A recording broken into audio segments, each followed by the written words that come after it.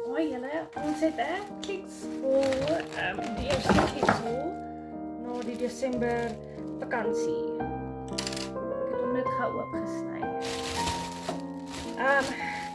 Okay, ek het 2 Ouse Heavenly body washes gekry. Hierdie is One in a Melon en dan die een is Velvet Whisper. Die een is 'n nuwe een, so ek het hom nog nie gesien nie. Ruik heerlik. En dan die ene.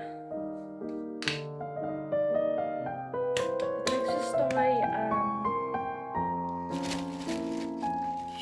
watermelon chappies. En dan hierso het ek die body lotion gekry. Extended Moisture ook Ouse Heavenly. En dan hierdie Bye Bye Stress enetjie. Hy ruik dit vir my heerlik. Daar was ook 'n special vir die tweetjies gewees. Dan het ek vir my meisiekind hierdie Strawberry Shake shampoo gekry. Hierdie coconut hair food van Garnier. En die shampoo en conditioner. Ek wil dit graag uitdraai. Dan Vitamin C face serum en die charcoal face serum ook van Garnier. Toothpaste vir my dogtertjie. Hierdie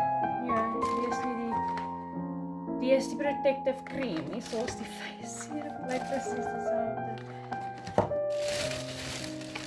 Dan was ook 'n special. So ek het 2 van hierdie Optic Whites toothpastes gekry van daai special. 'n refill op die earbuds. Ek het hierdie Hello Happiness van Ouse Heavenly gekry. Ek love die reuk. Ruik summery. CeraVe se blemish control. Ek het vir wie hom gebruik met my gesig en gaan uittrek. Wat die goed rond. Zenplex. Vita Kids Immune Gummies. Orange flavor. Dan was er special op armrol. Ons het 3 vir my man. En dan 3 vir my. En dan is special. Ja, en dit is my Kliks haul, die eerste enetjie vir die jaar van 2026.